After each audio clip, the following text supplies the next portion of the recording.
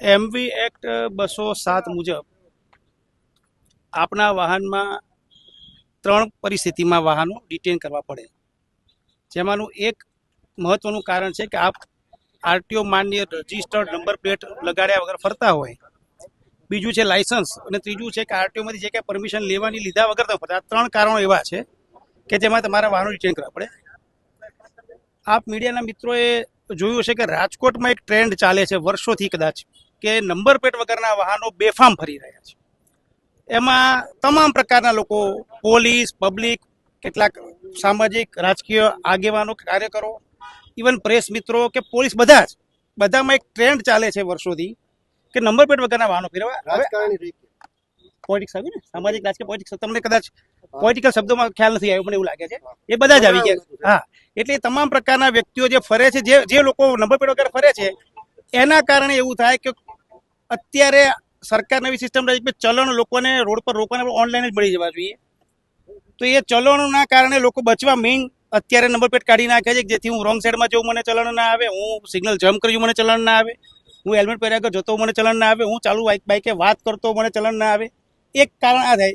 બીજી માનસિકતા કદાચ જે લોકો નંબર પ્લેટ વગર ફરતા એની એવી હોય કે ભાઈ હું કોઈ પણ ભૂલ મારાથી થઈ જાય તો મારી ઓળખાણ ન થવી જોઈએ. એ ઓળખાણ છુપાવવા કરતા હોય. એટલે લગભગ 1.5 મહિનાથી ટ્રાફિક વિભાગે એક મુદ્દાનો કાર્યક્રમ જે હાથ ધર્યો છે, આમ તો 2, કે એક નંબર પ્લેટ વગરના વાહનો હોય તો અમે ડિટેન કરીએ છીએ, બીજું કાળા કાચ વાળા વાહનો મળતા જ્યાં મળે ત્યાં નંબર પ્લેટ ફિલ્મ કાઢી અને એના વિરુદ્ધ કાયદેસરની કાર્યવાહી કરીએ છીએ. નંબર પ્લેટમાં આપણે એ પણ કહી દઉં કે જે નંબર પ્લેટ છે આરટીઓ માન્ય હોવી જોઈએ. ફેન્સી નંબર પ્લેટ હોય તો એ નંબર પ્લેટ ગણાય નહીં. કીચડથી ઢંકાઈ ગઈ હોય અને દૂરથી વંચાય નહીં એવી નંબર પ્લેટ પણ નંબર પ્લેટ ગણાય નહીં. એટલે આ પ્રકારના વાહનો જે મળી આવે છે એની વિરુદ્ધ અમે કાર્યવાહી કરી રહ્યા છીએ. ભાજપના નેતાઓના વિડીયો, તમે જે સેજલબેન વાળું વાહન કહ્યું છે, એ ગઈકાલે હું કોર્ટમાંથી આવી, મેં તપાસ કરી, ત્યારે એ વાહન પર એમણે નંબર પ્લેટ લગાવી લીધી હતી. વિડીયોમાં નંબર પ્લેટ નહોતી. સાંભળો, એટલે એવું જ કહું છું. એટલે વિડીયોમાં નંબર પ્લેટ નહોતી, એટલે એ બાબતે ત્યારની એમની છે, એ વાહન બોલાવ્યું હતું, વાહન લઈને આવ્યા છે, અત્યારે કંઈક જાય છે, ત્યારે નંબર પ્લેટ છે, તોય પણ એમને ગઈકાલના કારણે દંડ ભરવાનું કહી દીધું છે કે દંડ ભરવો પડશે. હવે અત્યારે નંબર પ્લેટ લગાવી લીધી છે એટલે અમે ડિટેન નહીં કરી શકીએ. પહેલી વાત, જ્યારે પણ કોઈ વાહન પર પોલીસ પહોંચે અને ત્યારે નંબર પ્લેટ ન હોય ત્યારે 100% ડિટેન થાય, પછી કોઈનું પણ વાયરલ વિડીયોનો કોઈ વજૂદ નહીં. નહીં, એના એમના આધારે એમને દંડ થશે ને.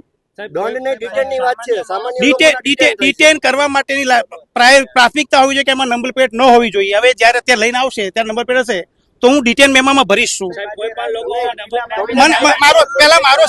મારા સવાલનો જવાબ આપો.